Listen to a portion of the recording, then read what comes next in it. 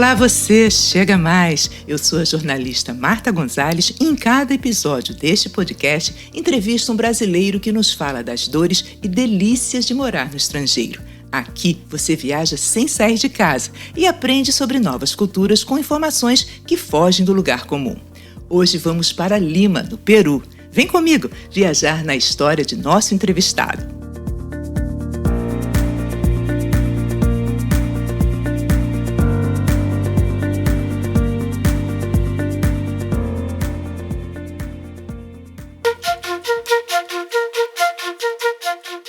O Peru é um país com uma história envolvente de mais de 5.000 anos. É um país colorido, hospitaleiro e gastronômico. Na capital, Lima, podemos encontrar os melhores chefes do planeta. Sim, a cidade sempre está presente no ranking da revista britânica Restaurant, responsável por selecionar os melhores lugares do mundo para uma boa refeição. Hoje nós vamos conversar com o mineiro José Júnior, pai da pequena Sofia, que há 4 anos, quando ela não tinha nem um mês de vida, se mudou para Lima. A história eu vou deixar para ele contar, né? Bem-vindo, José! Bom dia a todos. Rapaz, já não é fácil mudar de país e você foi com uma bebezinha com poucos dias. Me conta essa história. Sim, foi algo que a gente não esperava, né? Que foi muito surpreendente, foi bastante desafiador, né? A gente estava cheio de medos, primeiro por ser pais de primeira viagem e segundo ir para um país novo, onde a gente não tinha referência de nada, de como ia fazer, né? Mais do que conhecer os sinais do bebê que a gente acabava de ter, ter que buscar a estrutura para poder a gente criar essa criança, né? Longe de família, longe de referências. Então foi bastante desafiador, mas foi algo que nesse momento a gente precisava fazer e foi muito bom, né?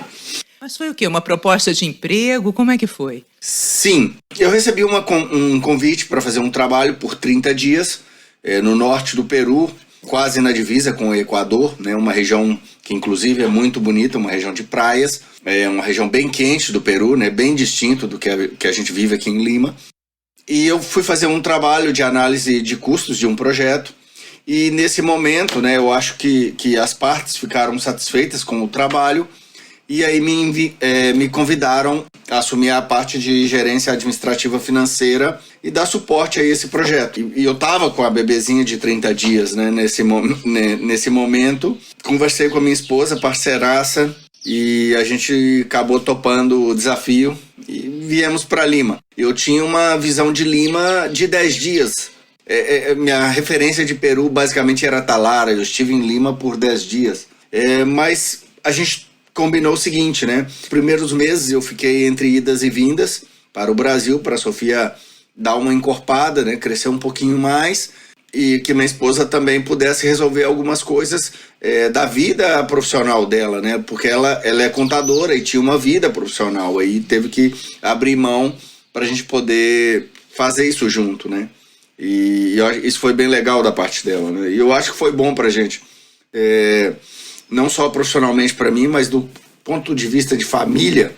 Quando eu digo de família, eu, ela e a Sofia, eu acho que nos aproximou muito mais, né? A gente já tinha uma boa relação no Brasil, mas eu acho que estar juntos, fazer tudo juntos, os 3 aqui, eu acho que isso foi muito legal. E a gente tem gostado bastante, tem desfrutado de estar aqui. O que é mais diferente em trabalhar aí e trabalhar no Brasil? Eu creio que o Brasil hoje está um pouco à frente em relação, não em todas as áreas e tudo, mas principalmente nas partes de gestão. Eu acho que o brasileiro está um pouco à frente em questão de planejamento. Aqui, às vezes, os planejamentos são muito informais, ou uma pessoa tem uma ideia na cabeça, mas aquilo não é nada formal. E isso eu acho que foi diferente, né? Eu ter vindo para cá para poder também ajudar um pouco disso na empresa. Mas eu acho que os povos, eles se completam aqui, sabe? Assim, isso não é uma debilidade deles, é uma diferença cultural, né? A forma com que eles procedem com o trabalho. E dizem que o peruano é muito hospitaleiro, ele recebe bem o estrangeiro? Eu não comentei no início, mas eu sou mineiro e eu vi uma cercania na hospitalidade assim muito similar de como é o mineiro. Então isso pra gente foi algo que também foi bem marcante, né?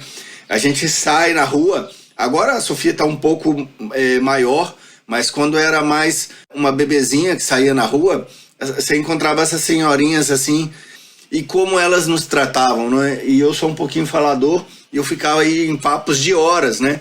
E a minha esposa me apressando, vamos, a gente tem que ir. E eu tava ali batendo papo com essas senhoras. Mas eles são muito legais. Eu fiz muitos amigos peruanos aqui. Eles assim, né? O que eu só sinto falta às vezes, de um pouco mais dessa energia que eles têm com o estrangeiro, né? De receber tão bem o estrangeiro. Às vezes eu só sinto falta entre eles, né? Entre eles é um pouco diferente a hospitalidade entre eles. Não é que seja ruim, mas não tem o mesmo calor da forma que recebe a gente que é estrangeiro. Isso também é algo que eu percebo bastante quando vejo em relações assim entre eles, né? Interessante, né? E você encontra com outros brasileiros aí? Então, encontro. Eu sou uma pessoa que quando estava em Minas, eu era do motocross, né? E joguei futebol muitos anos na minha vida e fiquei mais de 10 anos sem jogar futebol. Então, quando eu vim pro Peru, eu fiquei um tempo até descobrir alguns futebols que o pessoal fazia aqui, né? Aqui, eu já estou esquecendo as palavras em português, eu já ia falar pichanga. Olha, é muito interessante isso, Júnior, porque eu converso com muita gente, lógico, e eu sinto isso. Às vezes faltam as palavras, quem está morando há mais tempo. Não só isso, como também, às vezes, a construção das frases já é um pouco diferente. É muito interessante observar isso. Isso, o acento, né? Sim. E aí eu fiz... havia um futebol da embaixada. A Embaixada do Brasil aqui no Peru é algo espetacular, ajuda bastante os brasileiros, são muito amáveis, né, as pessoas que trabalham na Embaixada aqui. Tinha um futebol que jogavam funcionários brasileiros da Embaixada e também peruanos. E aí já estava numa fase também que já tinha diversas outras nacionalidades jogando nesse futebol. Tinha mexicanos, árabes, peruanos... tinha de tudo, né? E eu voltei a jogar futebol com essa turma, e aí fui conhecendo, aí deslanchou o meu conhecimento de brasileiros aqui. Conheci muita gente. Júnior, quer dizer, então, deixa eu ver se eu entendi direito. Você estava aqui no Brasil há uns 10 anos sem jogar futebol e voltou para o futebol aí em Lima, no Peru, é isso? Sim. Eu troquei o futebol pelo motocross e como estava aqui no Peru, eu acabei trocando outra vez, né? Porque... E aqui, quando a Adriana topou, por exemplo, vir, né? A Adriana é a minha esposa, topou vir para o Peru com a gente, para esse desafio de vir para cá, eu não poderia fazer uma atividade de fim de semana que não fosse inclusiva a todos, né? Eu acho que eu devia isso a ela também. Então, a gente sempre procurou fazer coisa que envolvesse os três, né? Então, eu fazia aí o futebol pela noite, mas... nunca busquei fazer motocross ou nada nesse sentido no fim de semana por aqui, né? Ô Júnior, você, além da família e dos amigos, do que mais você sente falta? Do futebol não é, que você já resolveu esse problema. Do que mais você sente falta daqui do Brasil? Sentia muita falta das trilhas, né? De motos nos fins de semana, de subir, passar por obstáculos. Você chegar no alto de uma montanha, sentar e ficar olhando lá embaixo, as pessoas pequenininhas, conversando ali com seus amigos ali. E acho que era um momento de paz interior, que eu tirava todo o estresse da semana, tudo. Era algo que realmente me encantava fazer, né? Júnior, teve alguma história engraçada ou algum perrengue que você passou aí por dificuldade da língua? Então, eu não falava bem espanhol, mas eu tinha uma noção boa. E em 2013 eu tive uma oportunidade de ficar um tempo estudando na Inglaterra.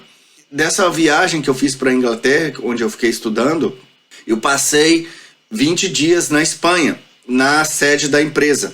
Então, assim, nisso que eu estava estudando inglês para aperfeiçoar, eu também estava estudando um pouco do espanhol.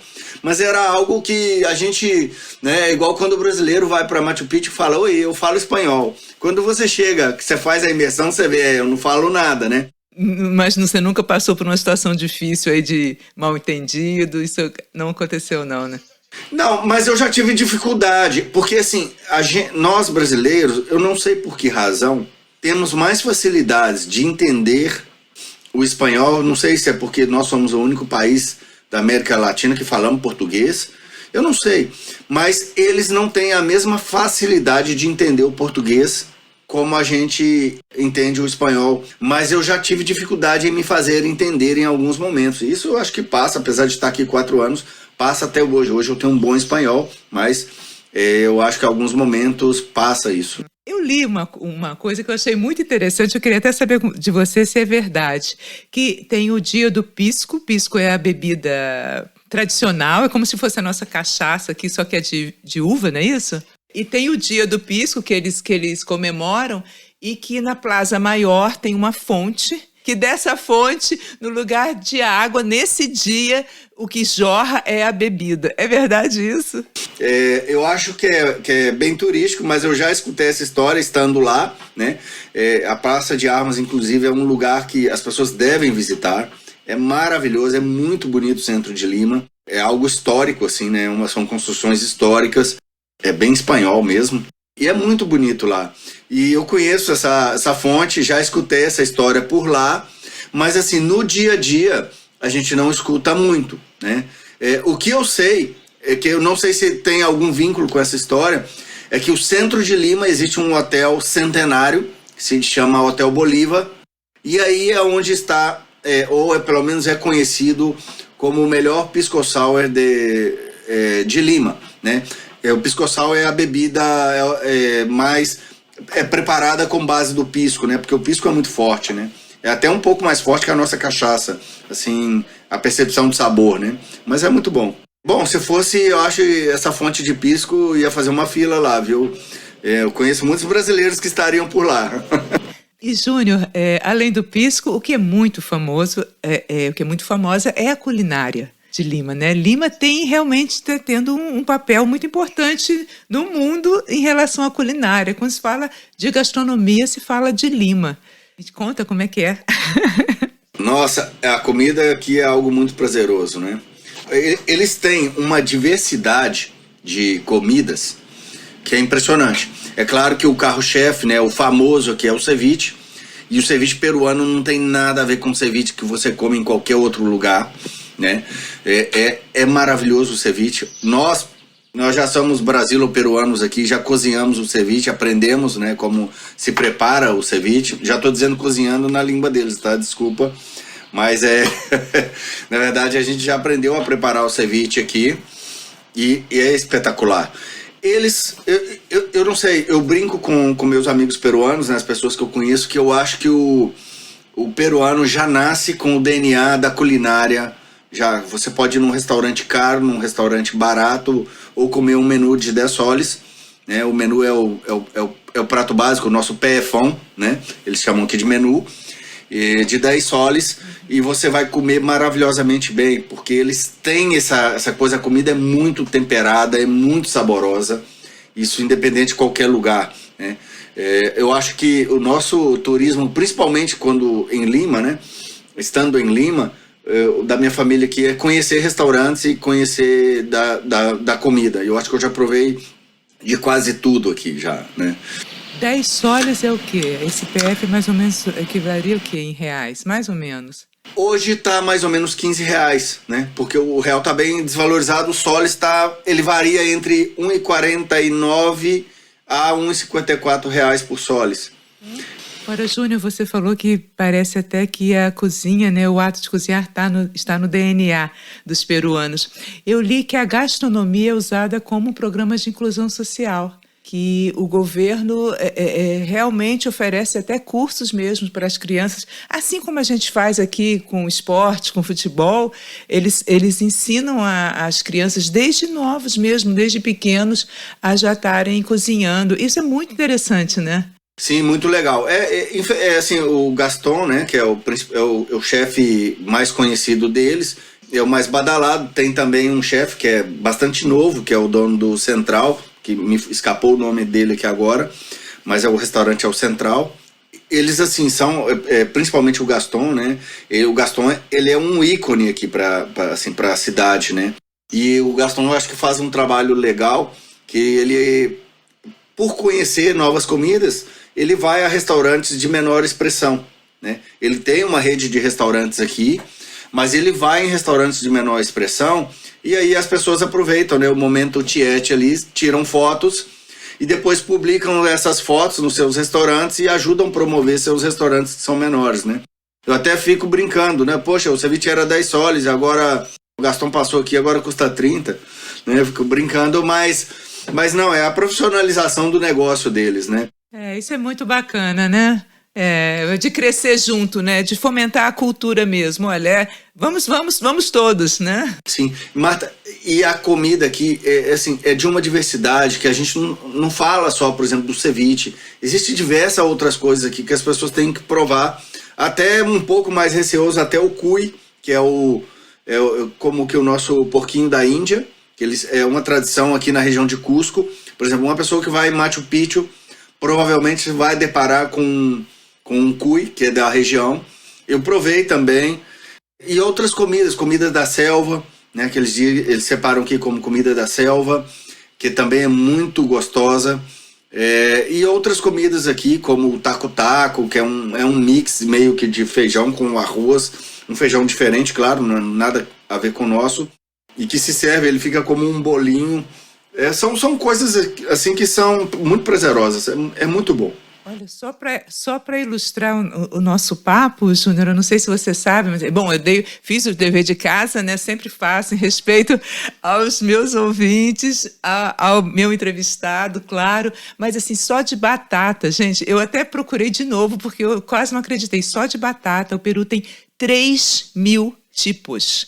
3 por aí. mil tipos de batatas. Eu falei assim, gente, como pode? Eu também saiba dizer assim rapidamente três tipos de batatas. O lugar que tem 3.000 tipos de batata, realmente... O lance da batata, eu tenho uma história engraçada, né? Porque eu sou uma pessoa que eu sempre vou ao mercado para comprar coisas. Normalmente eu tenho muita facilidade com cortes de carnes.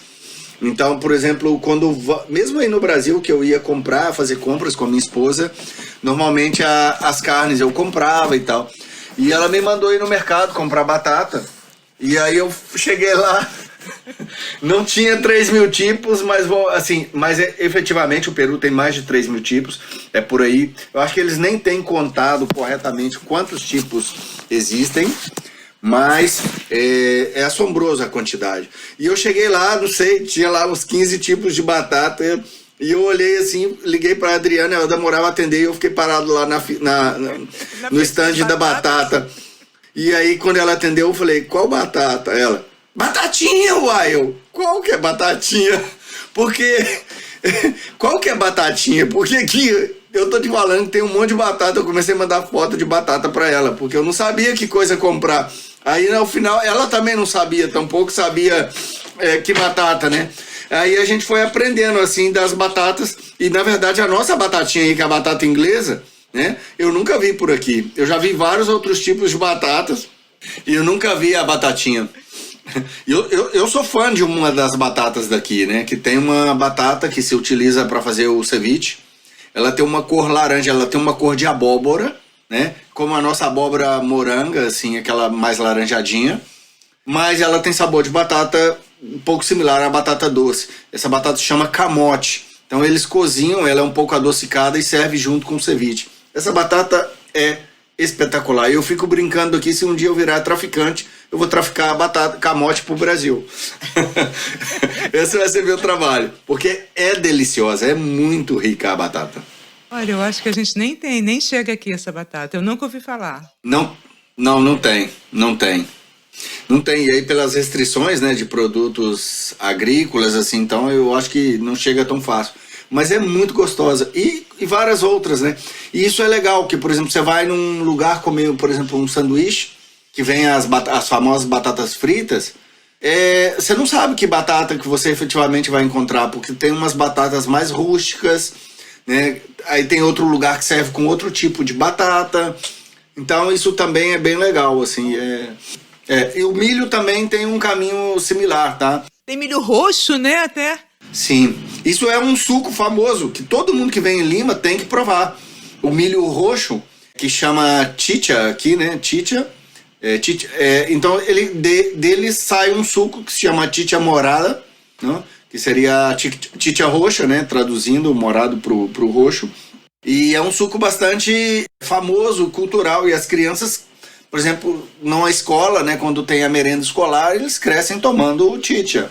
Esses dias veio uma amiguinha da Sofia brincar aqui. E eu nunca pensei, porque a gente não consome muito na minha casa. Mas eu tomo, às vezes, quando estou na rua.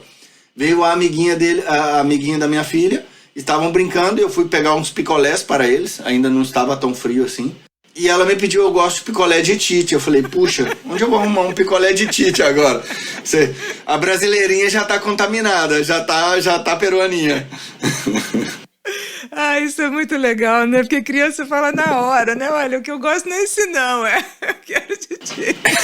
É isso aí. Você falou, Júnior, de que quem viaja para o Peru, quem chega em Lima tem que tomar esse suco, né? O que o brasileiro que vai passear em Lima não pode deixar de conhecer? Eu queria que você desse, no mínimo, 2 dicas. Uma dica até você já deu, que é a Plaza Maior, que o entorno é muito bonito, né? Sim. E é turístico e é para todos os bolsos, né? Porque às vezes uma pessoa vem e está guardando seus recursos para poder viajar para Machu Picchu, para poder desfrutar lá. As pessoas têm uma cultura, né, de quando vêm ao Peru, veem Lima como um ponto de passagem. Porque normalmente ali as pessoas estão guardando os seus recursos, né, para poder viajar e desfrutar em Machu Picchu, né? Porque eu acho que a cabeça de todo mundo vão para Machu Picchu. Mas Lima tem muitas opções e tem opções para todos os bolsos, né? Vamos dizer assim, você tem, por exemplo, o centro de Lima, que tem a Praça de Armas, que a gente recentemente comentou. E aí também tem toda uma coisa mística, assim, tem umas catatumbas que são gigantes por debaixo do centro de Lima, que você pode visitar essas catatumbas também. É sempre com um guia, porque é muito grande, né? Então você vai andar horas e horas ali, vai encontrar ossos, coisas assim de nossos antepassados. E é muito legal de se fazer. Tem um outro lugar também que é muito legal, que as pessoas têm que ir, que é o Parque das Águas. É um parque também público, não sei, a pessoa vai pagar 5 soles numa entrada de carro. Eu acho que é 2 soles por pessoa se entrar a pé, mais ou menos assim, esses são os valores. E é um parque onde projetam, né, jatos de água no piso, que incluso projetam até imagens de filmes dentro da projeção de água. É algo assim espetacular, é sempre pela noite. Então isso você não precisa esperar um fim de semana para ir, você pode ir um dia, estando em Lima, em um dia à noite, que você vai conhecer o Parque das Águas. Está em frente ao Estádio Nacional. Se for de dia, por exemplo, uma pessoa que passa de dia pode conhecer também o estádio. Mas o parque tem que ser à noite. O encanto está à noite, de dia eu acho que nem funciona, tá? E tem outros lugares, por exemplo, eu saio daqui, eu moro em Miraflores, que é essa parte turística, e vou a outro extremo, que é o norte, que tem uma região que chama Callao, que é Calau, né, para o brasileiro, que é onde é o aeroporto, onde essas pessoas vão chegar. E ali perto do aeroporto, que não é uma região das mais agradáveis, assim, é uma região de pessoas de baixo recurso, é uma região que precisa desenvolver muito no Peru, mas tem uma península dentro dessa região que se chama La Punta, né? A Ponta. E aí é uma península e é outro mundo dentro desse mundo que precisa desenvolver, que é Callao, né? É muito bonito, é pequenininho, mas tem umas praias assim, e são umas praias que são de pedra, não são de areia, diferente do que a gente tem no Brasil. As praias são umas pedras negras grandes assim, como a gente diz em Minas, diz pedra batata, né? Só que essa pedra é negra e aí você caminha, tem que caminhar de sapato na praia, porque senão dói o pé, porque é totalmente de pedra, não tem areia. Mas é muito bonito, sabe? O visual, a paisagem. Machu Picchu está a quanto tempo de distância? Olha, Machu Picchu deve estar mais ou menos uns 1.400 quilômetros de Lima. Mas Machu Picchu não é uma coisa que você vai... eu vou chegar de avião lá na porta. Não. Você tem que estar disposto, você vai chegar um dia cansado, inclusive você não vai em Machu Picchu no primeiro dia, muito provável que vai conseguir, mas é assim, você estando em Lima, você toma um voo para Cusco, né, ou de transporte terrestre, que vai demorar um pouco mais tempo, mas você vai até Cusco, e de Cusco você tem que chegar a um Machu Picchu Pueblo, né, que é um povoado que está nas bases aí da onde tá as ruínas, tá? Esse povoado, ele tá a 4 horas de trem de Cusco, tá? Então, o que eu até recomendo? Que as pessoas... esse Machu Picchu Pueblo, que eu digo também, as pessoas conhecem, às vezes, brasileiros, sites aí como Vale Sagrado, tá? Só para as pessoas fazerem assimilarem que lugar estamos falando. Esse é conhecido como Vale Sagrado. Então, por exemplo, quando eu fui, eu pesquisei bastante e morando aqui, perguntei também, né? As coisas que um brasileiro não tem tanta oportunidade de perguntar. Eu fui para Cusco e de Cusco eu fui para uma outra cidade que está a mais ou menos 30 minutos de carro, que se chama Ollantaytambo, que é um povoado pequenininho, mas muito charmoso. Você come massas à noite com bom vinho. É frio lá, mas é muito bonito. E também tem seu turismo regional, né? E se você vai para Ollantaytambo, no outro dia, você só demora 2 horas de trem. Ou seja, você anda 30 minutos de carro e compensa 2 horas, que seria de trem, saindo de Cusco. Então, sua viagem para o povoado do Vale Sagrado, né? Ele vai diminuir para 2 horas. E isso é importante ressaltar, porque muitas pessoas se hospedam em Cusco e vão a Machu Picchu. Mas se você faz isso, você tem 4 horas de trem para ir e 4 horas de trem para voltar. Então, do seu dia já foram 8 horas, né? Então, se você vai para Ollantaytambo, você diminui basicamente essa diferença para 4 horas, né? Que vão ser 2 horas para ir e 2 horas para voltar. E é um lugar agradável de ficar, tem hotel... Sim. Perfeito. É muito agradável. Assim como Cusco tem seu lado cultural, eu indico que as pessoas também passem no mínimo um dia em Cusco para poder conhecer, porque é muito legal. Mas assim, esse Ollantaytambo é algo que é bastante charmoso. E se a pessoa às vezes está em casal, né, que está ali se conhecendo ou não, são eternos namorados aí, é um lugar bastante legal para que uma pessoa vá e conheça antes de passar.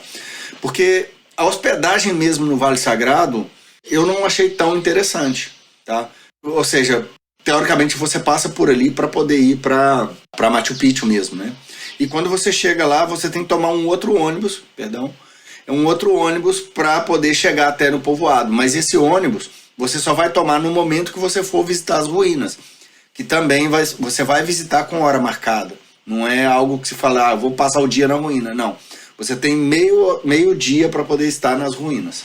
É muito legal, que é uma dica que você está dando aqui, que não chega para a gente aqui no Brasil, né? A gente sempre pensa nesse caminho tradicional, Lima, Cusco, e aí, eventualmente, a cidade sagrada ali, histórica, né? Machu Picchu. Então, a gente ir para outra cidade, que eu não vou saber repetir o nome, eu vou pedir para você repetir. É difícil. Ollantaytambo. Possivelmente até paga mais barato, porque ainda não é tão badalado como Cusco, etc e tal.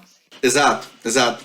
Muita gente vai para esse lugar, tem muito turista. Não é que você vai para um lugar que você não vai estar onde vai estar a evidência, né? É porque efetivamente pouca gente conhece. Mas, incluso Ollantaytambo e essa região, né, tem também as suas ruínas, porque o Peru não se resume às ruínas de Machu Picchu, né? No norte do Peru, essa região de praias, quando você vai para o caminho da selva para lá, Tarapoto, também tem ruínas. Você tem ruínas por vários lugares aqui no Peru. A mais famosa é Machu Picchu, que é algo também que uma pessoa chega, vale a pena ir a Machu Picchu, uma pessoa chega e se queda plasmada com o que ela vai ver de tão belo, de tão bonito. Eu acho que nem quando eu vi o Cristo Redentor no Rio de Janeiro, que é maravilhoso, eu acho que eu não fiquei tão impactado quanto quando eu vi Machu Picchu. Legal, muito legal. E vem cá, Júnior, é verdade que Lima quase não chove? Não chove. Olha, eu já escutei várias explicações, eu acho que mas o que eu já vejo que tem mais lógica é que tem a ver com o El Niño e a Cordilheira dos Andes. Então, assim, Lima é uma cidade que você praticamente sempre vai ver o céu cinzento. mas nunca chove. Tem uma umidade alta que chega até 95%, ou seja, é chover sem cair água, o que o mineiro diz aqui. E acho que é por aí que as plantas se desenvolvem, né? As plantas que tem nas casas, essas coisas. Mas não chove. Muito raramente você vê a pista molhada, mas falar que choveu, não chove. Pro turista isso também é bom, né? Porque quando a gente está fazendo turismo, a gente não quer que chova, né? Exato, qualquer isso. dia, então qualquer época tá bom para ele. Sim. Júnior, muito legal. Me diz, o que o brasileiro pode ensinar ao peruano? Essa pergunta é bem difícil, porque a gente, assim como eles, nós somos latinos, né? Então nós somos muito parecidos. Mas eu acho que eu vejo o peruano muito acalorado com nós, né? Estrangeiros, mas às vezes eu vejo que falta isso um pouquinho entre eles, né? E o brasileiro é muito receptivo entre si, né? É claro que não é algo que eu generalizo, né? Porque a gente tem de tudo, mas são observações que eu fiz, ao menos pelas pessoas que eu me relacionei. Eu já percebi isso bastante, que não é da mesma forma como a gente é no Brasil. Pelo menos em Minas, você passa um estranho para te pedir uma informação, você põe para dentro para tomar café. Comer um pão de queijo. E comer um pão de queijo, bolinho de fubá. Mas aqui é assim, né? Eu vejo isso bastante, que eu acho que eles deveriam ser mais, vamos dizer, cercanos entre eles, né? Mais próximos entre eles. E o que o peruano pode ensinar ao brasileiro? A fazer ceviche. A cozinhar. A gente tem excelente cozinheiro. Não, uma brincadeira, né? Mas eu acho que o peruano tem essa coisa da culinária, sabe? Assim, como te diz, no DNA, é algo que é muito natural. E eles fogem bastante desse conceito que a gente tem da comida base, né? Do arroz e feijão. Eles diversificam bastante, né? Não se come feijão quase nunca. Eles têm pratos com feijão, mas é bem diferente do nosso. Eles diversificam bastante na comida. Então, puxa, eu acho que a gente também precisava dar uma diversificadazinha assim na comida. E eles também são muito formais, tá? Aqui, normalmente, você primeiro come a sua entrada para depois comer o seu prato de fundo, e depois você comer o seu postre, né, a sua sobremesa. E o Brasil, acho que já perdeu bastante da informalidade, assim, né? A pessoa faz a comida, já põe a salada com a comida. Eu acho que talvez seja uma influência do self-service, né? Que a gente está acostumado ali de fazer tudo isso já. E isso fez com que a gente perdesse um pouco esse hábito. E depois que eu vim para cá, eu passei a gostar disso. E também, Marta, questão das tradições. O Peru é impressionante, isso é outra coisa que eu aprendi a amar aqui.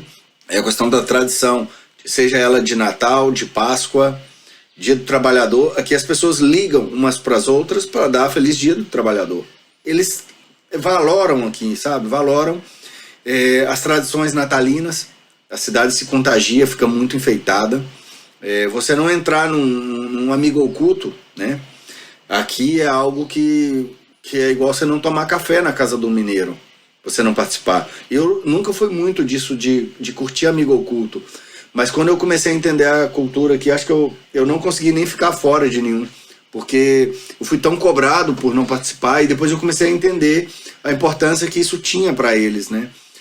E a festa americana, né? O Halloween, a gente sempre fantasia a nossa filha, porque aqui é muito forte, né? E as pessoas saem na rua para pedir balas, e assim os prédios, né, os porteiros já ficam ali com as balas, os comércios, todos distribuem balas para as crianças. Então, assim, é algo que eu sinto falta no Brasil de ver as tradições mais preservadas, né? Isso está perdendo o sentido. Aqui, às vezes é um feriado e fica o feriado para você ter um dia livre, mas você efetivamente não se conecta com o sentido daquele feriado, né? Muito legal, Júnior. Você quer deixar alguma mensagem, um recado para os brasileiros, enfim, para a gente encerrar a nossa entrevista? Eu sempre vejo, né, bastante brasileiros que têm desejo de não só visitar, mas como morar no Peru. Eu sempre apoio com algumas perguntas nos grupos, eu participo de vários grupos de brasileiros no Facebook, e eu sempre indico às pessoas, né, a se prepararem tudo para vir, mas que venham, que o Peru é um país muito legal. Eu amo minha vida aqui no Peru, né, de estar aqui. Sinto falta, claro, da família, dos amigos, mas também a saudade é uma coisa gostosa que tem da gente matar, né? A gente vai lá de vez em quando, visita uma vez por ano e mata a saudade de todas essas pessoas que estão longe da gente. Mas que venham conhecer o Peru, e que não venham só para Machu Picchu, que conheçam Lima. Tem lugares maravilhosos a 200 quilômetros de Lima, 100 quilômetros de Lima. Então, assim, você tem muita opção de lugares para conhecer. A culinária maravilhosa e um povo muito receptivo, né? Júnior, muito obrigada pela entrevista, sucesso para você, para a pequena Sofia, para sua esposa, tudo de bom. Valeu, gente! Foi bom demais ter você comigo neste episódio. Eu vou adorar se você entrar em contato, seja para sugerir uma pauta, para dar um alô, ou quem sabe você é um desses brasileiros que estão fora do país e topa conversar com a gente. Me segue lá no Instagram, @brasileiroslongedecasa, ou escreve para brasileiroslongedecasa@gmail.com. Eu espero você no próximo episódio. Tchau!